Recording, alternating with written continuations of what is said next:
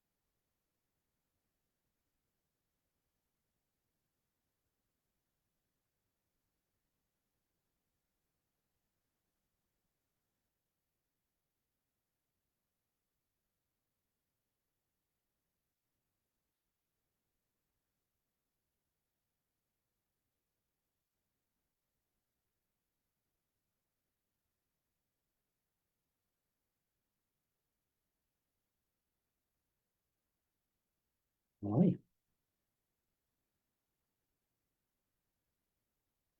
My sincere greetings to everyone.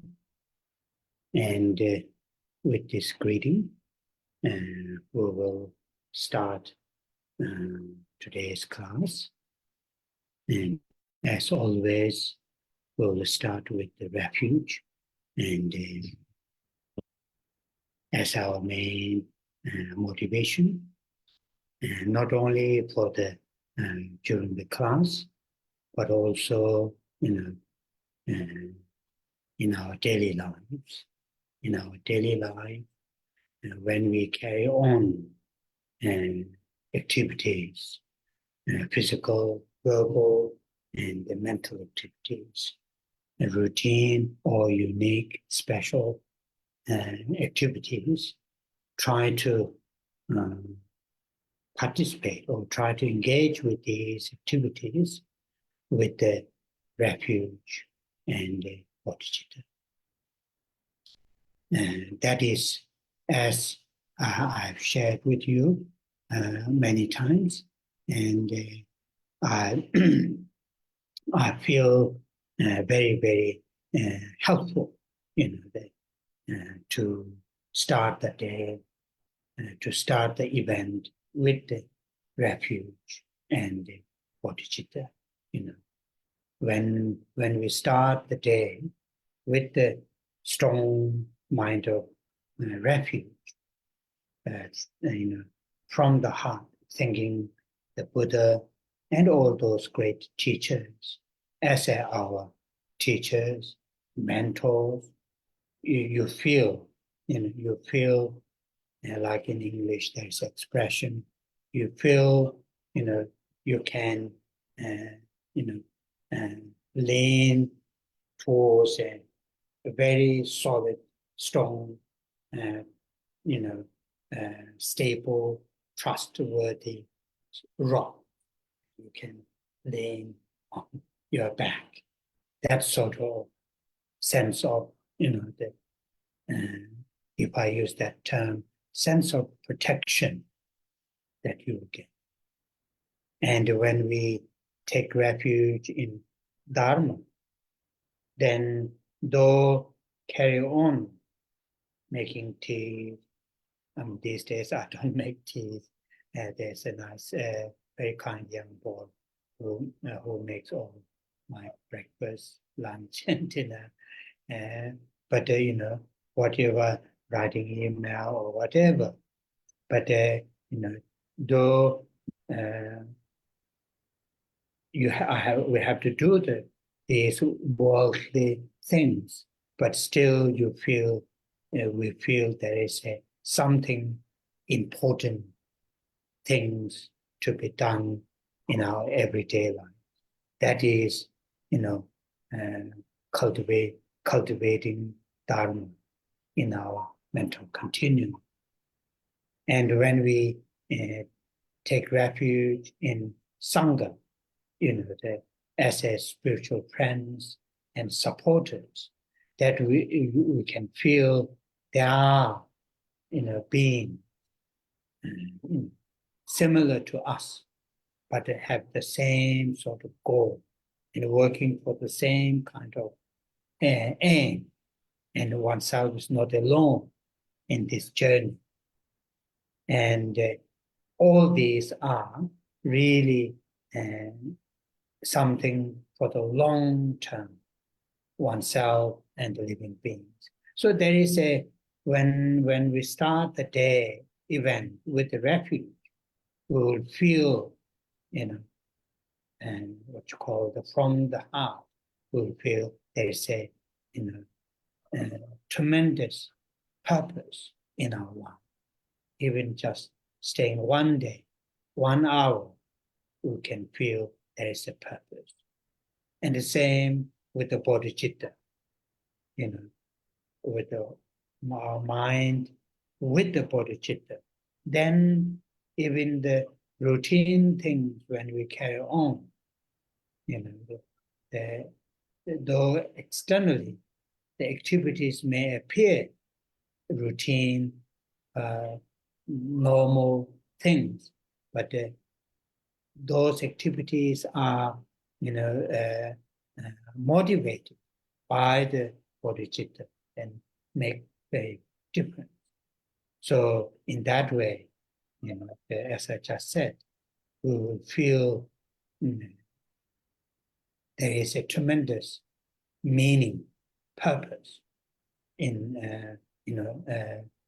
with this life, even just remaining in one day. Still, there's so motivating, having that kind of motivation, refuge in bodhicitta as a Buddhist practitioner, very, very helpful.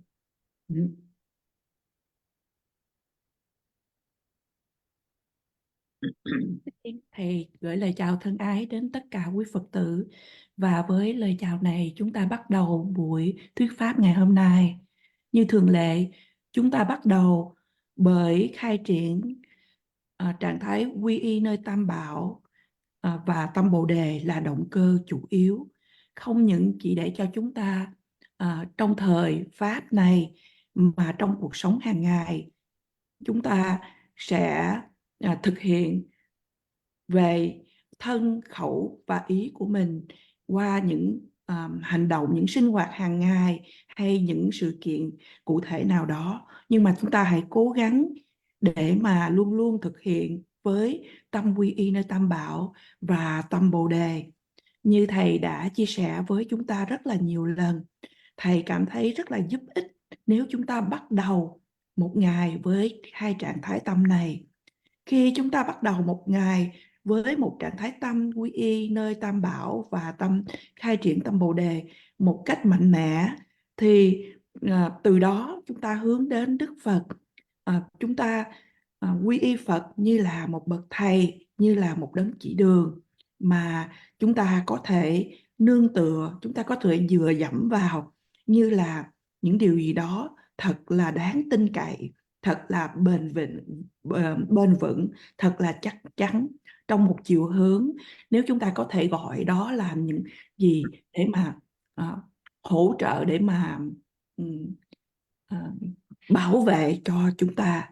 Và khi chúng ta nói đến quy y Pháp, mặc dù là chúng ta có thể đang sinh hoạt những cái hành vi sinh hoạt thường ngày, ví dụ như là pha trà vân vân, thì mặc dù là chúng ta đang làm những điều của thế gian, nhưng mà chúng ta cảm thấy có một cái điều gì đó quan trọng trong cuộc sống hàng ngày, đó là chúng ta đang tu dưỡng về Phật Pháp ở trong dòng tâm thức của mình.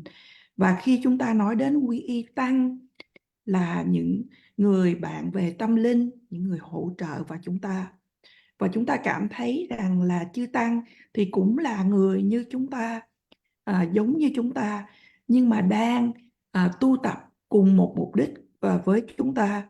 Và như vậy chúng ta không cảm thấy cô đơn trên cái cuộc hành trình về tâm linh của mình, và cùng để mà hướng về cho những mục đích dài lâu, để lợi lạc cho bản thân và cho tất cả mọi người khác. Và như vậy khi chúng ta bắt đầu một ngày như vậy, hay là chỉ trong vòng 1 tiếng đồng hồ mà chúng ta nghĩ được như vậy, điều này cũng đem lại một cái lợi ích, một cái mục đích lớn lao trong cuộc đời của chúng ta, ngay cho dù chỉ 1 ngày hay thậm chí chỉ 1 giờ. Và cũng như vậy,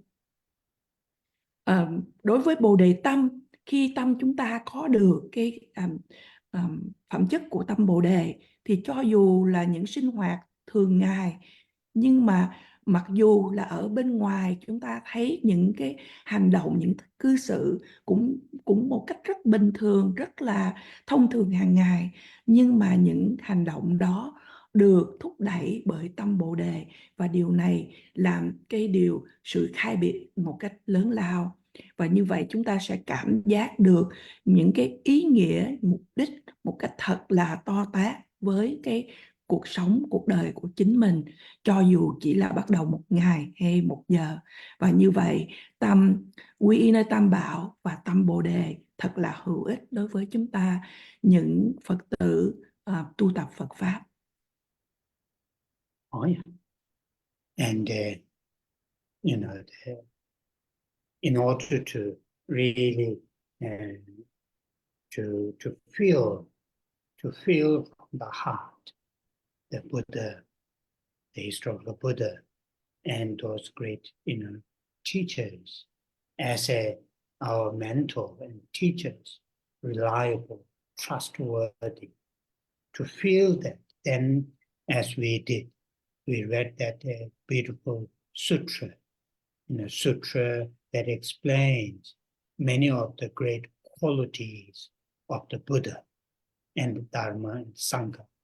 And that is what, from time to time, go back to that sutra and they pick up 1 or 2 qualities of the Buddha, of the Dharma, of the Sangha, try to bring, to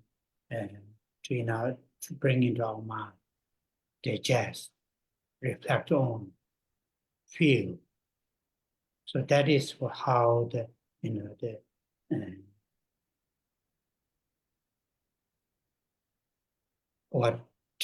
term is used, experiential. Experience will come, gradually. Experience, deep experience of that, the Buddha, the historical Buddha, and those great teachers are the trustworthy, reliable. Only that kind of heart, deep feeling will come, that kind of experience will come when we, analyze, recall, contemplate these qualities again and again. And the same, the understanding of that what we are reading now, the Four Noble Truths, understanding of the first Noble Truth and the second Noble Truth of Dukkha, and Noble Truth of origins of Dukkha, relation to our own current nature of existence.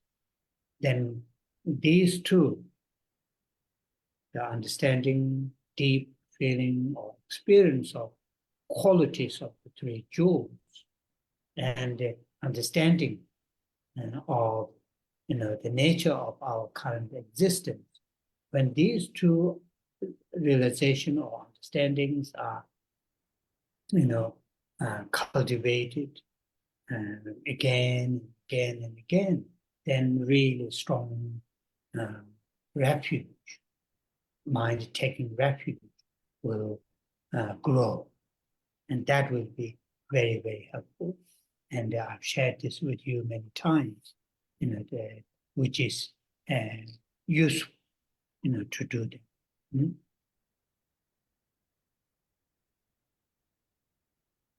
Để cho chúng ta cảm thấy từ ở trong thâm sâu ở trong tận đáy lòng của mình rằng Đức Phật lịch sử và kế đó là những bậc đại sư tiếp theo là như những bậc thầy, những bậc mà chúng ta có thể nương tựa, có thể đáng tin cậy.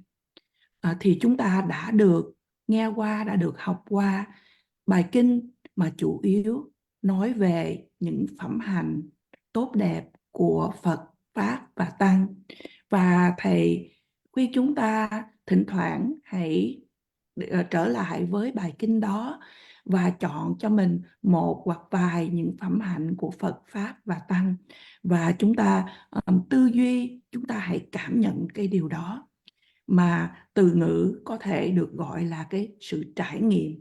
Bởi vì cái sự trải nghiệm chỉ đến một cách từ từ, có nghĩa là sự trải nghiệm mà muốn thật sâu về những điều mà Đức Phật và các bậc đại sư đã giảng định thì đã là những bậc mà đáng tin cậy, đáng để cho chúng ta nương tựa, thì chỉ xảy đến khi mà chúng ta phân tích, khi chúng ta quán xét, khi chúng ta thiền quán hết lần này đến lần khác.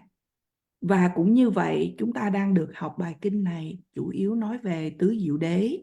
Thì để cho chúng ta hiểu được diệu đế thứ nhất, đó là khổ đế, và diệu đế thứ hai, đó là tập đế, thì liên quan trực tiếp đến cái sự hiện hữu, hiện tại của chúng ta. Và từ đó, nếu chúng ta cảm nhận được một cách sâu, một bức tường sâu hơn về một mặt là những phẩm hạnh của Tam Bảo, và một mặt khác là hiểu về tình trạng hiện hữu hiện tại của chúng ta, thì khi mà những điều này được quán xét, được tu dưỡng hết lần này đến lần khác, thì trạng thái tâm quy y của chúng ta sẽ được tăng trưởng. Và như thầy đã chia sẻ với chúng ta nhiều lần, điều này thật là hữu ích. Say refuge and bodhicitta lines.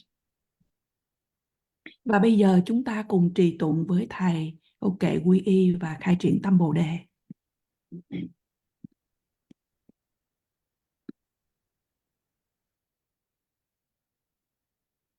Sang ye chö dang so yi dong chang jo pa to dan yao che da ge jin so yi ve so nam yi do la pen je sang ye to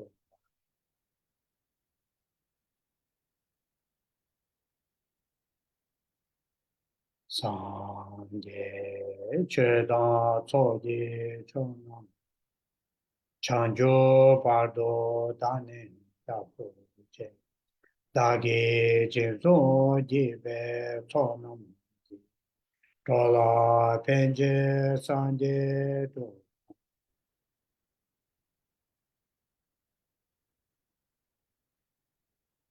sanje cheda soje sonam chanjo pardo dane yapo che dage jezo jibe sonam dola penje sanje do ba.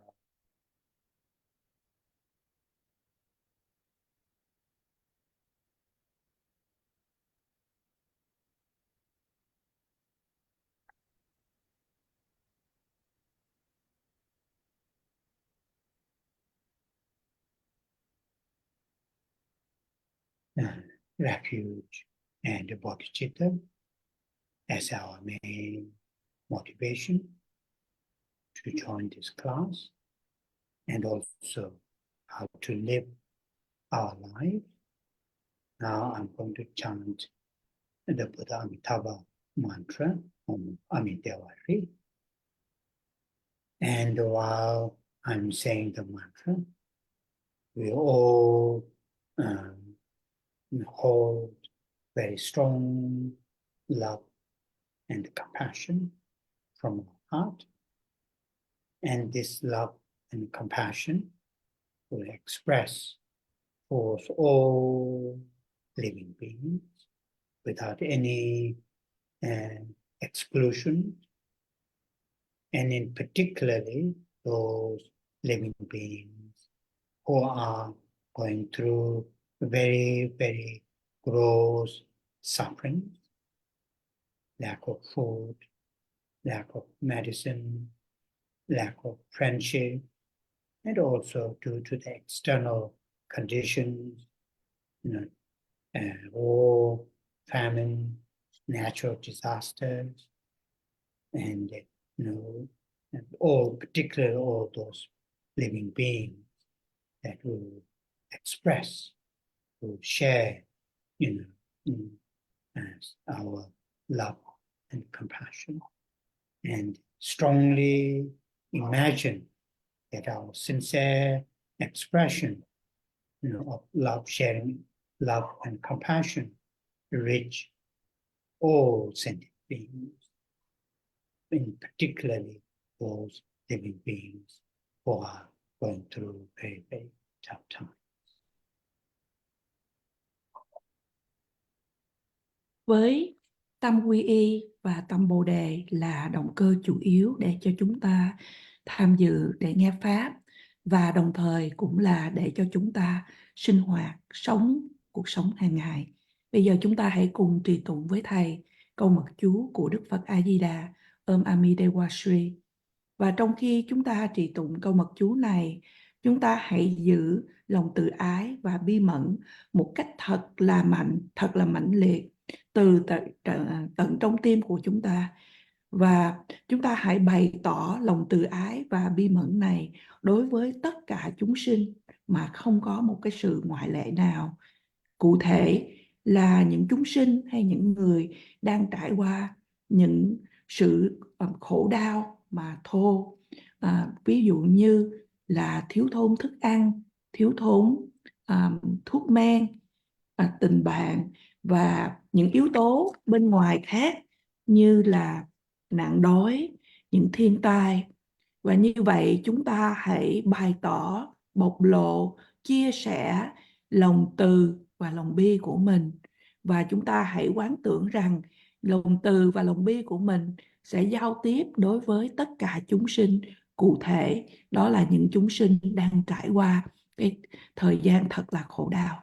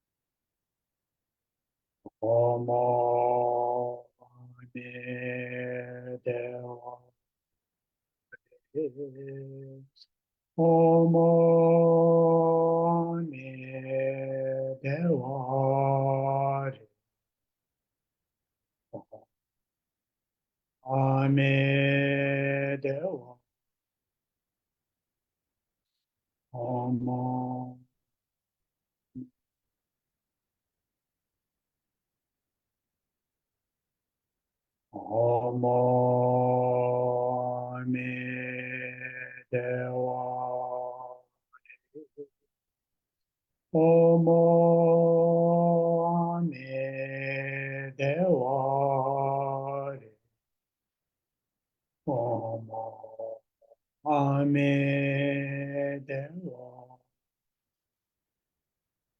Om Om Dewa.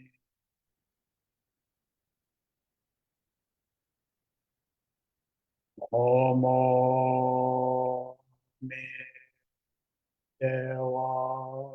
Dewa. Om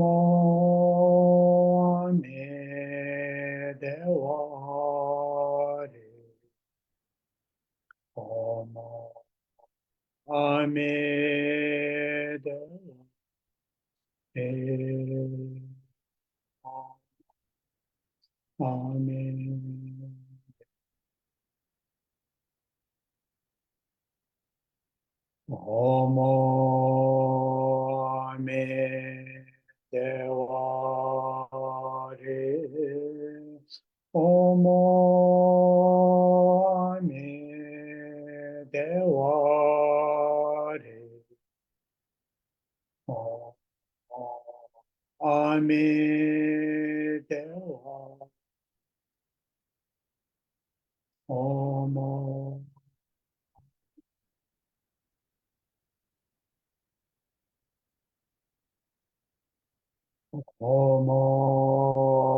Om Devare. Om Om Devare.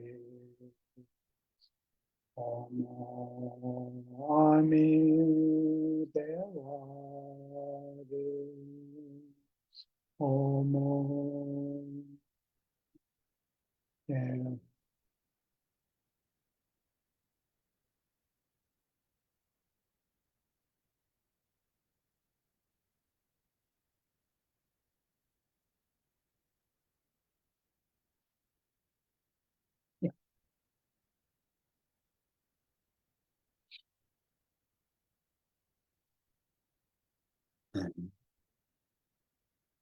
As I just briefly, explained the importance of holding the refuge and bodhicitta in our daily life, and also during the day, briefly to remind ourselves, as a follower of the teachings of the Buddha. In that way, we will intentionally do less, harmful actions, activities, more chance to do more helpful, and positive, virtuous activities through our body, speech, and mind. Even if those are just mentally, at just mental level, not necessarily physical, actual, verbal, or actual activities.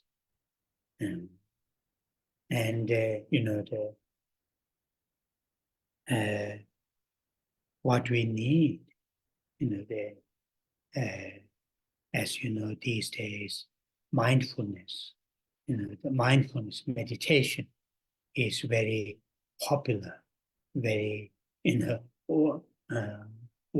widely spread, even in a very secular, school or hospital or in the community, and so forth.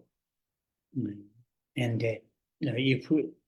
if that is the case, just being mindful alone, mindful of what is happening, right here and now, even in just that kind of mental, qualities is helpful, useful, then there's no doubt if we are able to hold, recall, remember, be mindful of these qualities of the three jewels, Buddha, Dharma, and Sangha, and the mindful of ourselves as a follower of the teachings of the Buddha, then the benefit is, the very, very enormous compared to just being mindful, to our body, actions of the body, speech, and mind.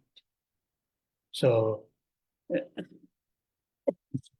very, very, don't think, or don't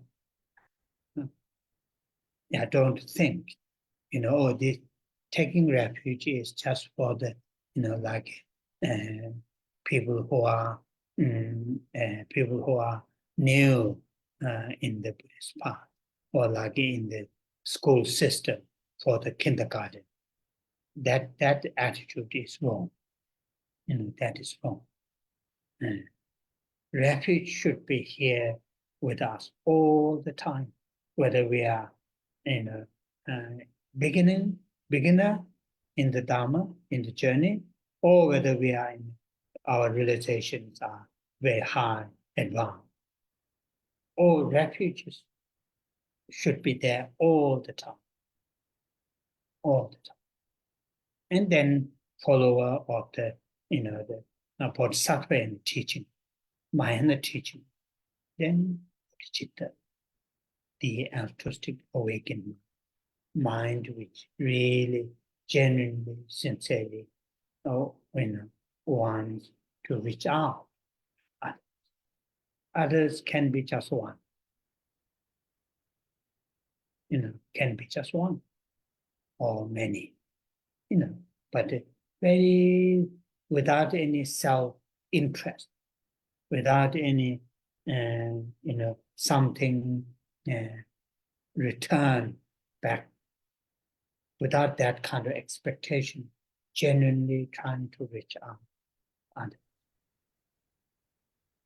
those two mental states should be all the time within us, and always we try to, whatever subject, topic that we are studying.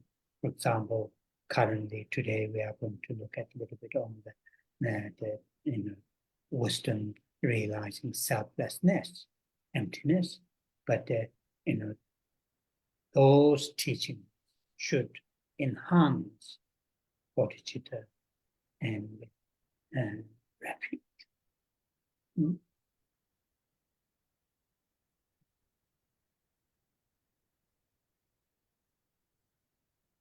Như Thầy đã giải thích cho chúng ta một cách ngắn gọn về tầm quan trọng để chúng ta trì giữ được tâm quy y nơi Tam Bảo cũng như tâm Bồ Đề trong cuộc sống hàng ngày của chúng ta.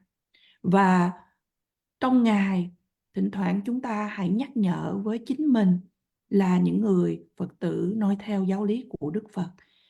Và trong phương cách đó thì những ý định của chúng ta để mà gây tổn thương, gây tổn hại đến những người khác thì được giảm thiểu, sẽ ít hơn và có nhiều cơ hội hơn để cho chúng ta có thể qua thân, qua lời nói, qua tâm ý của mình có những hành động, những hành vi cư xử mà tích cực hơn và thiện đức hơn.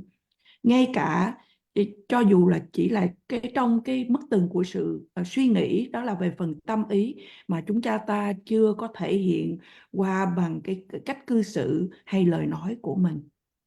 Và những gì mà chúng ta cần, như ngày nay chúng ta được biết cái từ ngữ gọi là tâm chánh niệm. Thiền định, thiền quán về tâm chánh niệm là một cái điều phổ thông hiện giờ trong cái thời đại ngày nay. Ở trong trường học cũng nói đến, đôi khi ở trong bệnh viện cũng nói đến, hay trong cộng đồng cũng nói đến.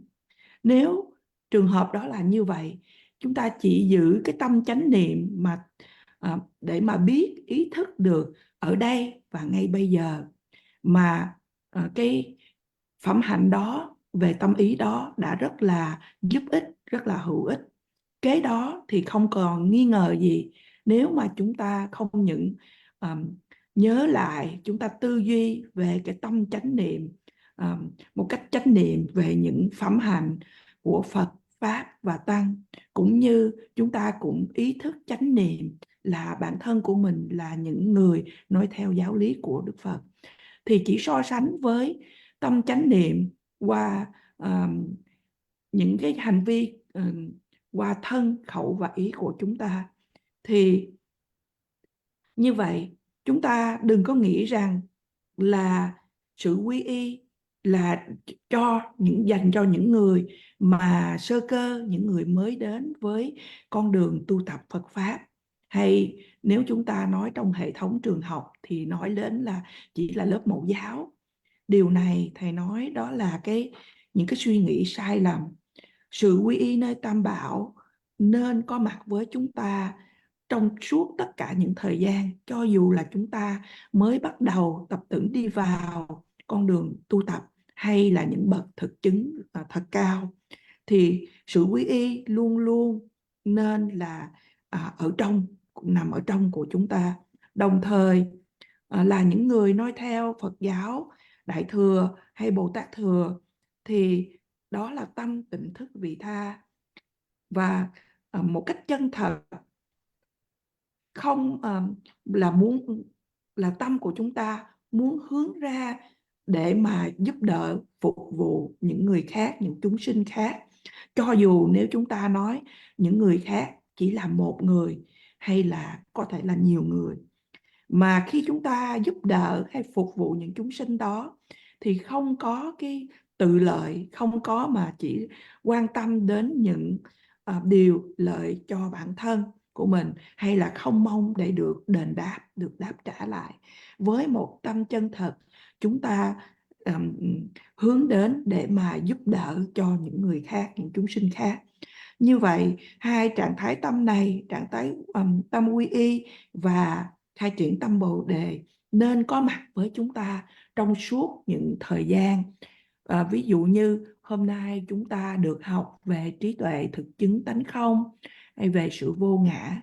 Những cái sự học hỏi tu tập này cũng nên để mà nhằm mục đích tăng trưởng về sự quy y và tâm Bồ Đề. Oh yeah. So now we are still,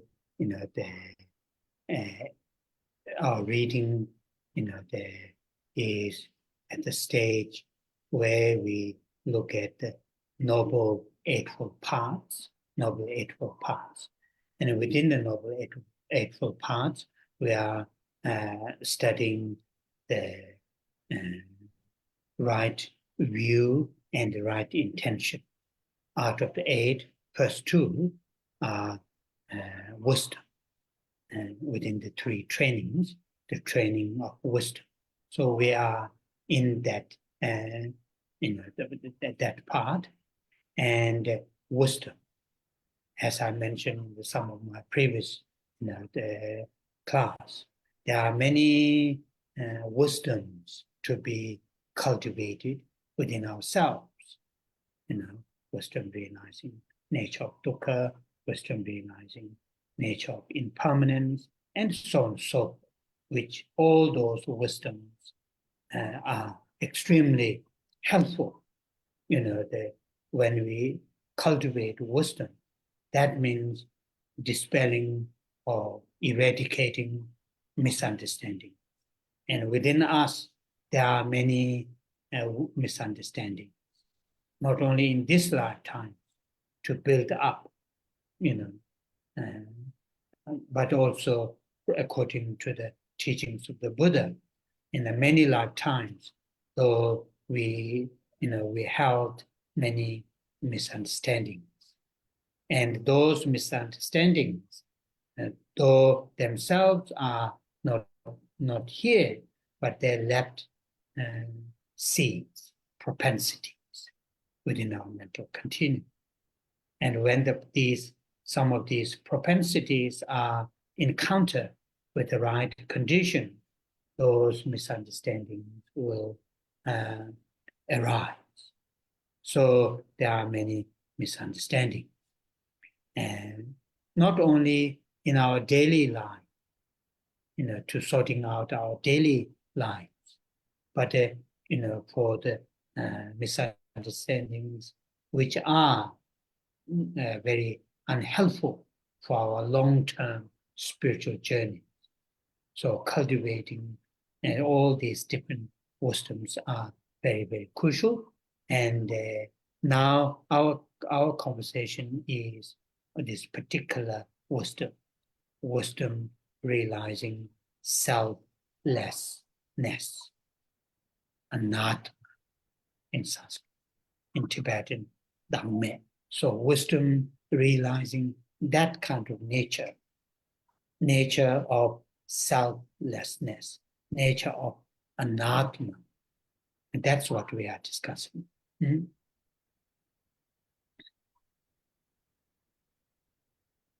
Chúng ta vẫn đang được tu học ở trong bài kinh này, mà ở trong giai đoạn mà chúng ta đang được nghe về bát chánh đạo. Và ở trong bát chánh đạo chúng ta đang được tu học về chánh kiến và chánh tư duy, là hai phương diện đầu tiên. Và nếu chúng ta nói về ở trong ba sự rèn luyện hay tam vô lậu học, thì đó là sự rèn luyện về trí tuệ. Và như thầy đã nhắc cho chúng ta trong những buổi giảng vừa qua, có nhiều những phân loại, những loại trí tuệ khác nhau. Ví dụ như là trí tuệ thực chứng về Dukkha hay sự khổ, hay trí tuệ thực chứng về sự vô thường. Và tất cả những trí tuệ này rất là hữu ích cho chúng ta, giúp cho chúng ta tu dưỡng được trí tuệ và loại trừ những hiểu biết sai lầm. Ở trong bản thân của chúng ta có nhiều những sự hiểu biết sai lầm, không những chỉ những sự hiểu biết sai lầm ở trong kiếp hiện tại, trong đời này, mà chúng ta đã có nhiều những hiểu biết sai lầm trong nhiều kiếp trong quá khứ. Và những hiểu biết sai lầm đó, mặc dù ở trong kiếp này nó chưa có, chúng ta chưa thấy là có thể xuất hiện, nhưng mà những hiểu biết sai lầm trong những kiếp trong quá khứ đó đã để lại một cái mầm móng ở trong chúng ta. Và với những nhân duyên thích hợp thì những sự hiểu biết sai lầm đó sẽ khởi lên. Thì không những ở trong kiếp sống hiện tại của chúng ta, những cái sự hiểu biết sai lầm này đã không giúp ích, mà những sự hiểu biết sai lầm này cũng không giúp ích cho cái cuộc hành trình về tâm linh của chúng ta cho dài lâu.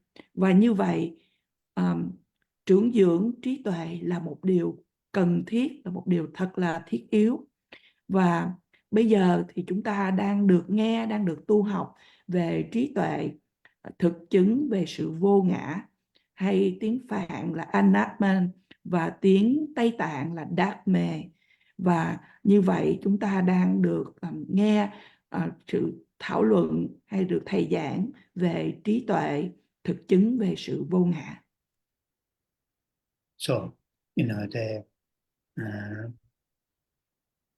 like most of the world religious traditions,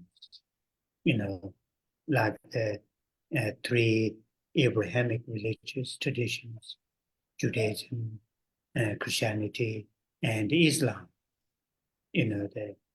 Although I haven't studied, these amazing, spiritual traditions, but reading some, books here and there while I was in UK, it seems they're all, though may have a detail, they have a different, interpretations and different views, but commonly they all agree, within only, I think, in human beings or certain after the human beings, that certain creatures have some kind of divine entity, which call, sometimes in English use soul, which, after the individual dies, and that soul, goes to heaven or goes to the Allah and so forth. Or, and I'm not sure all the details, that soul goes down to the, what you call the heaven, hell or whatever.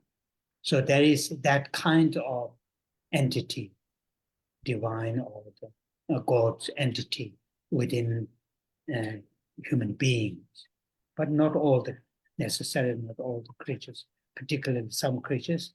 It seems they don't believe, assert any kind of divine entity. That is the one, concept, theory. And under that theory, then talk about, according to that particular tradition, following the spiritual path, and then going up to the heaven or to the God, to the Allah, and so on and so forth, or going down. So individuals is more or less individual oneself, as a human. Here within us, they said that soul, which is some kind of divine entity. And Indian non-Buddhist major religious traditions have a similar concept, although won't call soul, that is the Christian, Judeo-Christian, the terminology, but have a similar sort of concept. And they, again, for the same reasons, the reasons because, individual, due to the karma, positive and negative karma, individual goes to the liberation, positive, moksha, or individual goes down to the non, what you call the the unfortunate rebirth. But the concept is quite different. That applies to all sentient beings, not just the human beings. One big difference, like the Judeo-Christian and the ancient Indian, that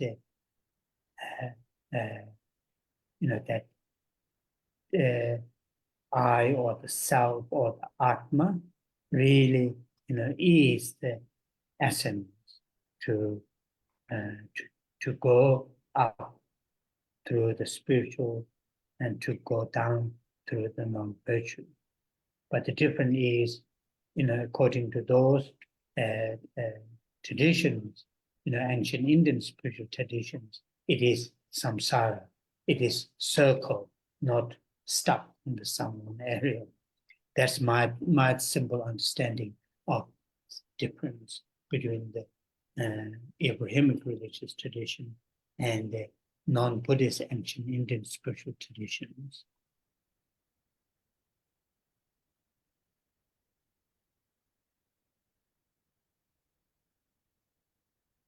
Ngày nay cũng giống như chúng ta được biết về những truyền thống tôn giáo của thế giới, thì có 3 truyền thống tôn giáo chính. Đó là Judaism, hay là Do Thái giáo, Kitô giáo và Hồi giáo. Mặc dù thầy chưa được tu học về những truyền thống về tôn giáo này, các tôn giáo này, nhưng qua sự trau dồi kiến thức, qua sự đọc khi thầy còn ở bên nước Anh, thì thầy thấy những cái quan điểm khác nhau và những cái giảng dạy khác nhau của những truyền thống này. Những truyền thống này đều đồng ý rằng là có những cái bản thể, những người hay những bản thể, thì có một cái bản thể mà chúng ta gọi đó là thường nghe đó là linh hồn. Và sau khi chết thì linh hồn có thể là đi lên trời hay đi đến nơi của Allah. Thầy không có biết rõ chi tiết về điều này, và có những cái điều khi mà đi xuống thì đi xuống địa ngục. Thì đó là một cái giả thuyết, đó là một cái truyền thống về tâm linh để đi lên thiên đàng hay là đi lên Allah. Và có một cái danh từ chúng ta được nghe đó là về cái linh hồn, đó là một cái cá thể. mà đi lên thiên đàng hay đi lên A-la. Và truyền thống phi Phật giáo cổ đại của Ấn Độ thì cũng có một cái khái niệm tương tự như vậy, nhưng mà truyền thống này không gọi đây là linh hồn giống như là ở trong truyền thống của Kitô giáo, nhưng mà cũng có những cái lý do, những cái lập luận cũng tương đối giống. Đó là do một cá nhân, một cá thể, do những nghiệp tạo ra như là nghiệp thiện hay nghiệp bất thiện, thì có thể là đi đến sự giải thoát hay moksha, hay là đi xuống gọi là tái sinh, những cảnh tái sinh mà thiếu may mắn hơn. Cái khái niệm mà khác biệt ở đây là à, truyền thống Ấn Độ cổ đại phi Phật giáo khái niệm cho tất cả chúng sinh, chứ không phải chỉ nói đến là loài người như ở trong Kitô giáo thì chỉ ứng dụng cho loài người. Và à, ở trong truyền thống Ấn Độ cổ đại phi Phật giáo có nói đến một cái ngã, một cái atma là cái trọng tâm mà đi đến giải thoát hay là đi trong vòng những tái sinh khác. Và như vậy có nói đến là vòng luân hồi sinh tử, chứ không chỉ nói đến là một đường để đi. Như vậy thì đây là những cái sự hiểu biết sơ qua ngắn gọn của thầy về những truyền thống này. So though there are detailed differences between those, ancient Indian and non-Buddhist spiritual traditions, what is here as an individual, which goes to liberation, or which goes down to the unfortunate rebirth, compared to the Abrahamic religious tradition, that the theory of soul. But the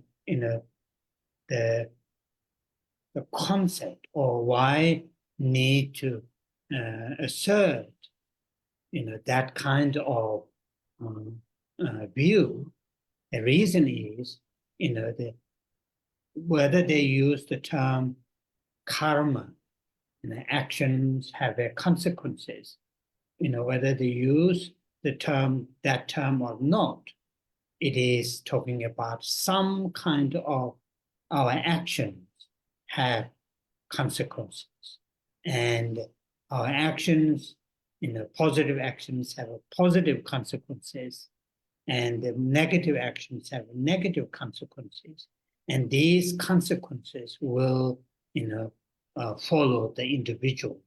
And when you assert the individual, then they have this theory of soul in the individual, in the Abrahamic religious tradition, and in non-Buddhist ancient Indian spiritual tradition, the theory of atman.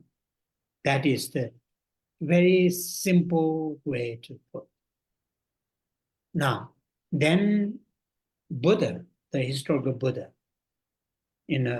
also asserts our individual's action of the body, speech, and mind have consequences. These consequences will define positive or negative according to the action themselves. In that case, it is more or less same.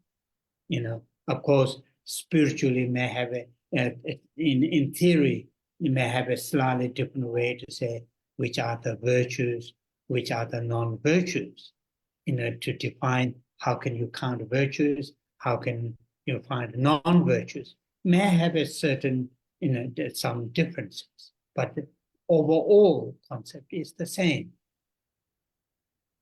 But here the difference, the Buddha and subsequent Buddhist teachers, they don't, Buddha does not accept.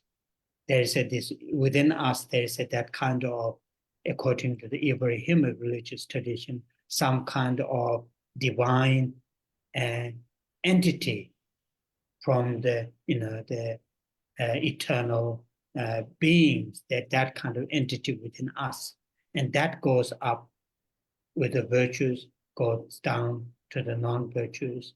That and same Buddha does not agree. Ancient Indian spiritual tradition, non-Buddhist traditions, theory of Atma. So now, what is that theory of Atma? Ancient Indian non-Buddhist traditions. They call Atma self, Atma or self, is not just the human beings, all living beings have that Atma self, and it goes round and round and round, in samsara with this, the actions of non-virtues. And if we, act positively according to the teachings, and that Atma or self really liberates from this circle of birth, aging, sickness, and death again and again. And that applies to all living beings, not only human beings. Unlike the Abrahamic religious tradition, soul, divine entity seems apply to only human beings. Definitely not those small creatures. I don't know the big creatures, but that is how it is different. Now then, sorry. Mặc dù khi chúng ta nói về chi tiết thì cái sự sai biệt giữa truyền thống Ấn Độ cổ đại phi Phật giáo, thì ở đây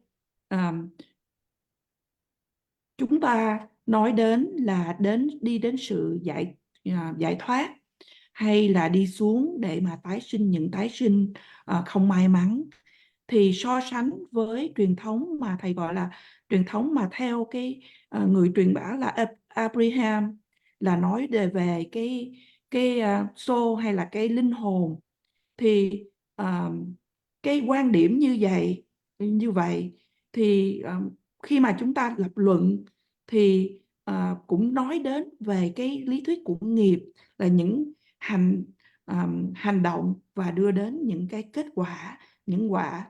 Thì những người này cũng nói đến những hành động thì có đưa đến những cái hậu quả, là những hành vi thiện thì đi đến những quả thiện, và những hành vi ác thì đi đến những quả ác. Thì như vậy những cái quả nó sẽ đi theo một cái cá thể, một cái bản thể đó.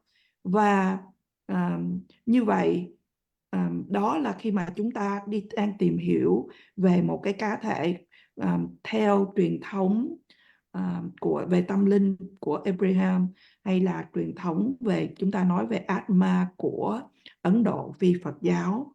Và đây là một cái chiều hướng đơn giản để mà chúng ta nói về điều này.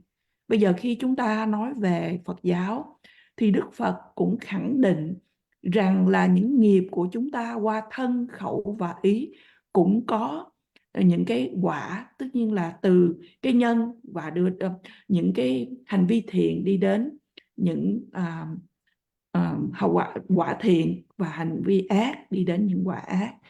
Và và như vậy thì nó cũng tương tự giống nhau.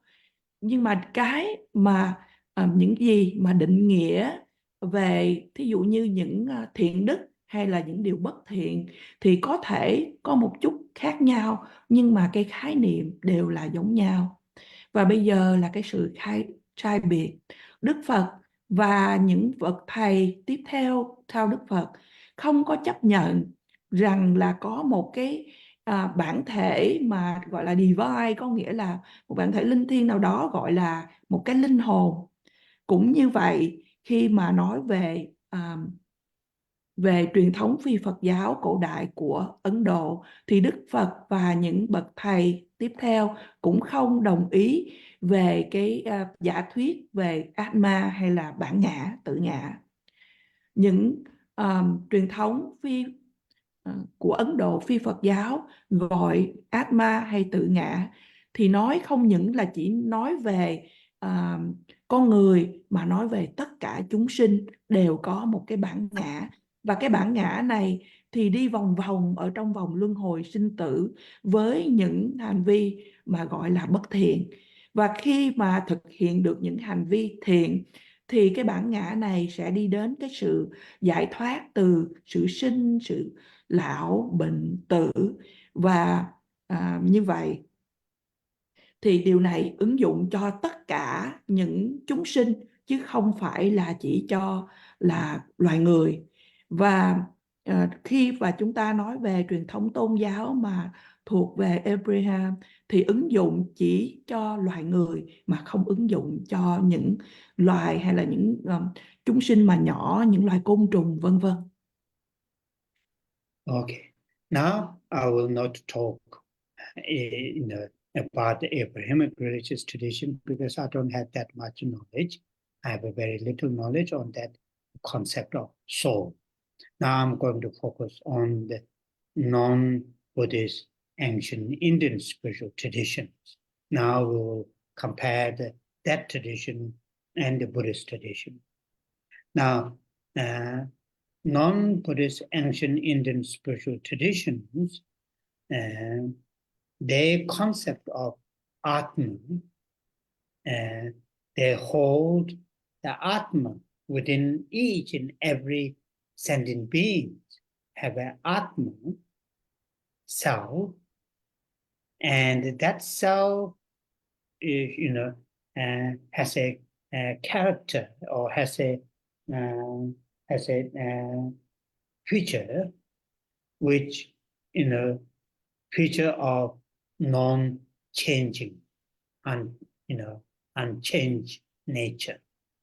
Though physical body changes, mental state changes, what you call the day by day, year by year, and when last day comes, they're all, not there, but Atma, self, is there. It survives and it continues. So therefore, what you call the Atma, self, has that kind of characters of non-changing. No matter physical, mental, it changes, but the Atma does not.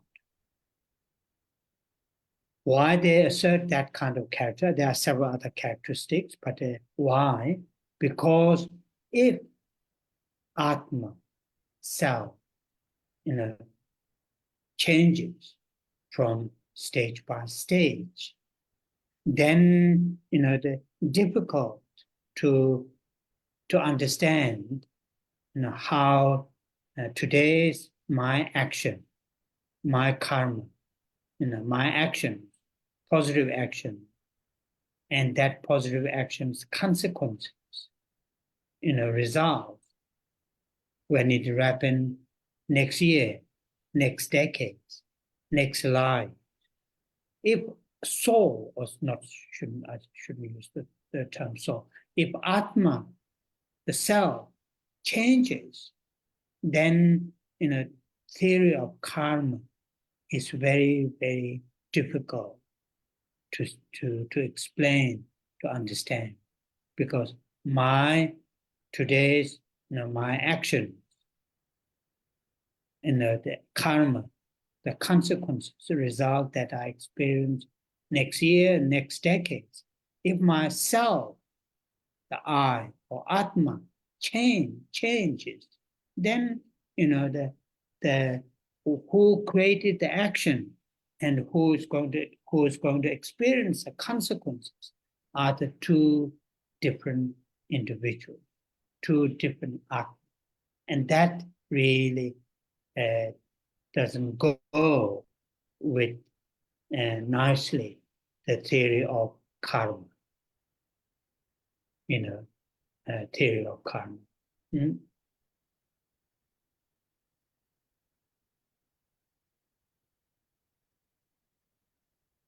Bây giờ thầy sẽ không nói về thuyết của Abraham, bởi vì những kiến thức của thầy về khái niệm về linh hồn rất là ít.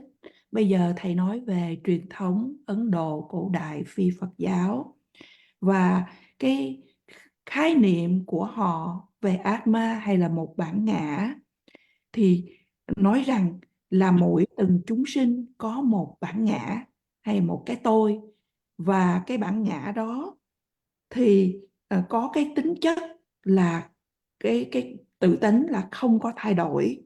Mặc dù có thể cái thể xác thay đổi, cái phần tâm ý có thể thay đổi từ hết ngày này đến tháng nọ năm kia, nhưng mà cái Atma hay một cái bản ngã đó thì nó vẫn ở đó, nó vẫn tồn tại và nó vẫn tiếp tục. Và do đó thì cái Atma hay cái bản ngã đó được xem là không có thay đổi, cho dù là có thay đổi về thể xác, có thay đổi về phần tâm ý, nhưng mà cái bản ngã không có thay đổi.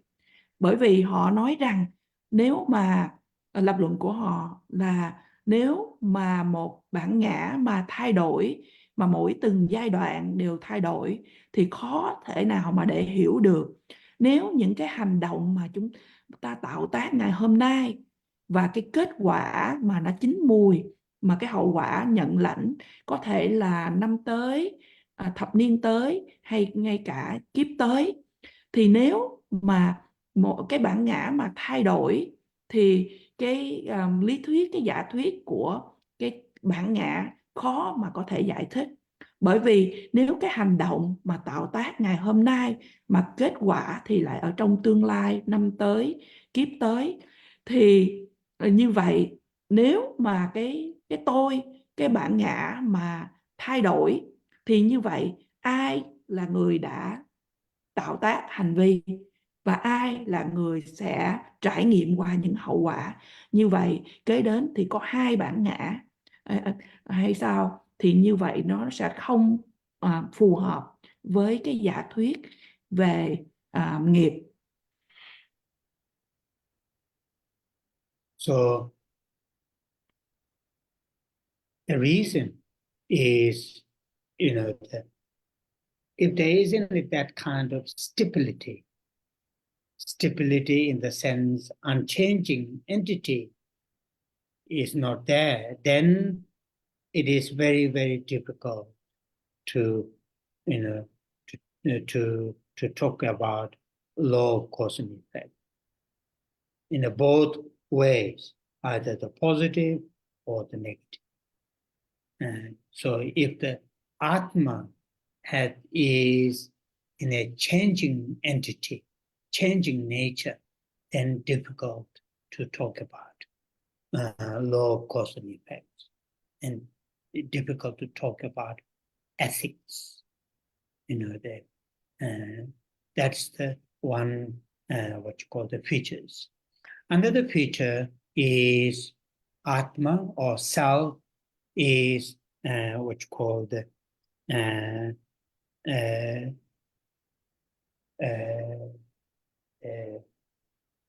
is not rely on, not depend on other factors. And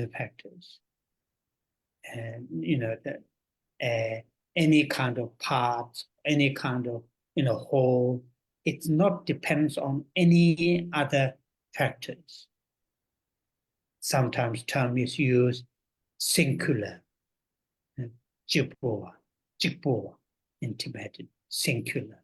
Singular in the sense the Atman has a nature, has a characteristic of not dependent on others. And that is what one of again, the reason is, if Atma or self is, according to the philosophical understanding is dependent on other things, then it becomes what you call plural. And plural, it is very, very difficult to explain in the plural entity to talk about law of cause and effect. Law of cause and effect. The concept of samsara, concept of ethics. If my atma, self, is has a character of plural, many, if not single, then how I can say today's action, I will experience consequences tomorrow, next, because there are so many not singular self or atma. So there are these different characteristics is added as a atma, as a self. One is unchanging, as I mentioned earlier. Another one is singular, not plural. Buddha and the subsequent Buddhist teachers, have explained without asserting that kind of atma, self, individual, which non-Buddhist ancient Indian spiritual traditions, without asserting that kind of self or I or the individual, Buddha taught, Buddha understands, and the Buddha explains, ethics. Buddha explains law of cause and effect. Buddha explains, what you call the gradual way to experience liberation, moksha, gradual way to go into, lower realms, without asserting that kind of atma, self which is, unchanging, singular. There are some others which I will not go at that detail.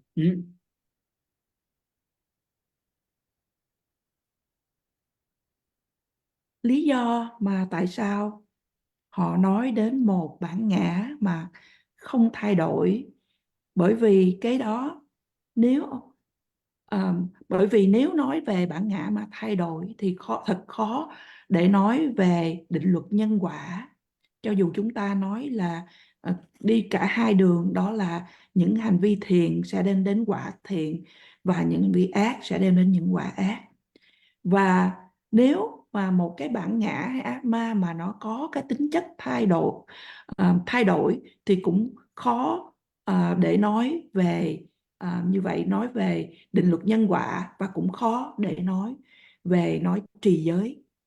Thì đó là một cái nét đặc biệt mà họ lập luận, trường phái phi Phật giáo lập luận như vậy.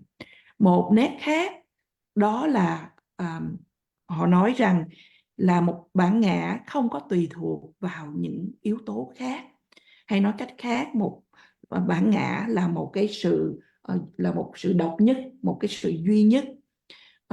Và một lần nữa thì cái lý lập luận của họ, cái lý do mà họ nói như vậy thì bởi vì nếu nói đến là cái bản ngã mà tùy thuộc vào những cái yếu tố khác thì nó trở thành ra số nhiều rồi. Vậy thì khó mà cũng nói về lý luận về định luật nhân quả và nói về cái khái niệm về trong vòng luân hồi sinh tử. Và như vậy, nếu mà nói đến bản ngã mà là có số nhiều thì ai sẽ đi trải nghiệm về vòng luân hồi sinh tử và nói đến trì giới. Bây giờ Đức Phật và những bậc thầy kế tiếp đã giải thích mà không khẳng định về cái bản ngã như vậy, như là truyền thống Phật giáo Ấn Độ thời cổ đại, phi Phật giáo nói như vậy về bản ngã, về cái tôi. Đức Phật đã giảng về trì giới, đã giảng về định luật nhân quả, đã giảng về bức tường thứ lớp mà đi đến sự giải thoát, và cũng như là cái đường mà có từ từ thứ lớp để tái sinh vào những cõi thấp hơn, mà không có nói đến cái ác ma hay bản ngã như vậy. So, starting point of the Buddhist theory of selflessness started from here. That kind of self, Atma, does not exist. Atma or self, which is unchanging, which is singular, which is, what you call the completely, what you call the separate from this physical mental aggregates, completely separate from this physical mental aggregates. That kind of self, I, does not exist. And the theory of selflessness starts from there. I'm not saying that's the end. We have to, we need to understand further, refine, further detail, within the Buddhist teachers have a different explanation, the concept of self, I. But all the Buddhist tradition, all the Buddhist masters, does not accept, or does not, and all the Buddhists do not, assert that kind of self which is unchanging, unitary or singular, which is separate, completely separate from the aggregates, mind and body. That kind of self does not exist. So theory of selflessness started from there. And Buddhist teachers, Buddha and subsequent Buddhist teachers can explain without that kind of self, can explain, concept of samsara, concept of ethics, concept of liberation, without that kind of concept of law of cosmic. And there, the teaching, explanation, theories, started different, Buddhist and non-Buddhist ancient Indian spiritual tradition. So that is what you need to think about. As I mentioned our class, these will come when we think again and again, contemplate again and again. Then there are certain levels of understanding will grow. So after the translation, we'll say the 21 Thara prayers and the dedications.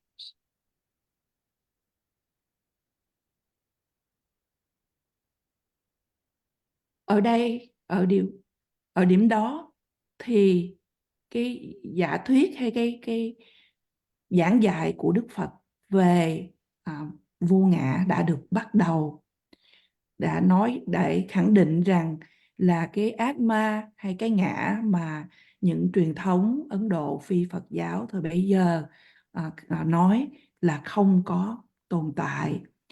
Đó là một cái bản ngã mà không thay đổi, một bản ngã độc nhất, mà một bản ngã hoàn toàn tách rời từ các uẩn. Ở đây thầy nói về uẩn về thể chất và uẩn về tinh thần, có nghĩa là uẩn về thể chất là về sắc uẩn, và về tinh thần là về thọ tưởng hành thức uẩn, 4 uẩn kia.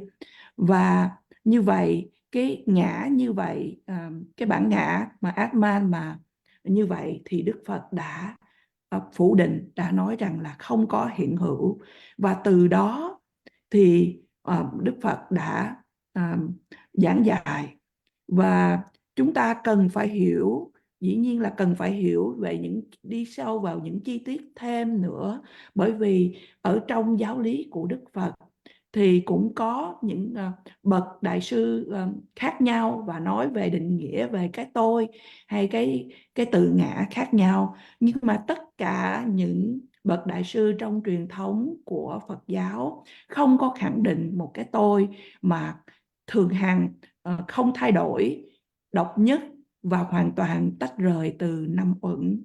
Đức Phật và các bậc đại sư ờ, không có nói về cái tôi như là truyền thống Ấn Độ phi Phật giáo, không cần điều đó, nhưng mà có thể giải thích về định luật nhân quả, về về thuyết luân hồi, về trong vòng luân hồi sinh tử, vân vân. Và những giáo lý này đã bắt đầu ờ, có cái để mà có cái sự sai biệt giữa truyền thống Ấn Độ phi Phật giáo và truyền thống Phật giáo. Và đây là những điều gì mà thầy nói rằng là chúng ta cần phải suy nghĩ về bởi vì nó sẽ, nếu mà chúng ta nghĩ sâu hơn, chúng ta dùng thời gian để nghĩ sâu hơn hết lần này đến lần khác, thì tự nhiên cái sự hiểu biết của chúng ta sẽ tăng trưởng hơn. Và bây giờ đây chúng ta bắt đầu trì tụng tán thán 21 vị độ mẫu.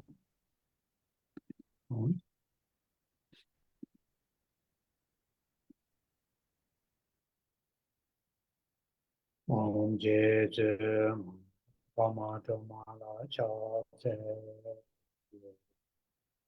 Chanze Dhamma ni ma pa Chene ke che lo ta ta Chi den sum gun chu ji she ji Ke sa che wa le ni jung Chanze dong ge da wa gun do Kang wa je ne ji ke she Kama dong da cho pa na ma ji Rab do che we ra pa ra Changze seme chone je je peme chane nambara je jemba zundu kato she wa soba samden ju ni Changze te shin chepe to to taye nambara jawa je malu paro jemba to be jawe seji shindu de Changze to da ra hong yi de de da cho da namba kang jide dombo shabi le ba me ba gu ba chang zhe jie jin me la chang ba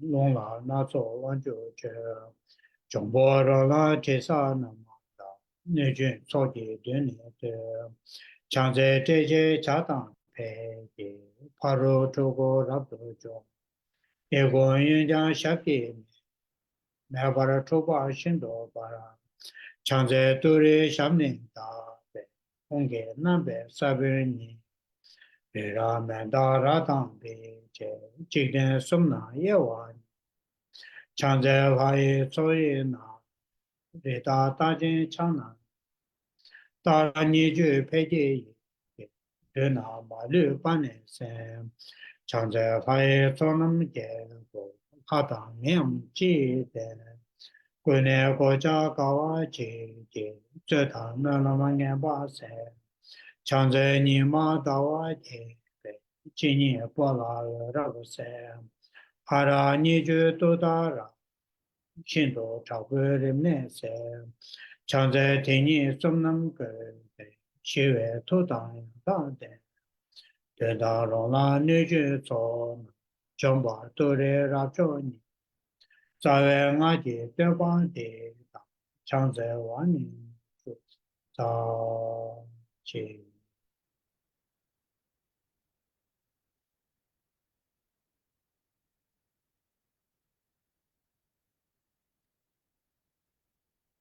Changju Sencho Rinpo Che Ma Je Panama Je Ju Je Je Va Nyam Pa Me Pa Kone Kondu Pe Wara Shu Kang Re Ra Ve Ko Ve Shen Kang Pen Dan Dewa Ma Lu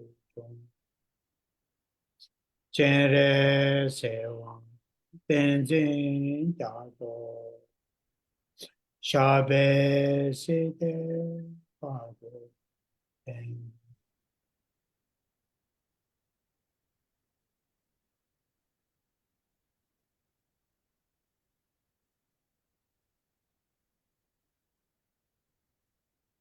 Oh, yeah. Thank you. Thank you, everyone. And, Thank you, Rinpoche. Thank you, thank David. you. Thank you. Thank Yes, you. sir. Thank you. Yeah. Thank you. I will see Thank you. you next Thank you. Saturday. Thank you. Thank you, Lisa. Thank Yeah. you. Thank you, Lisa. Mm.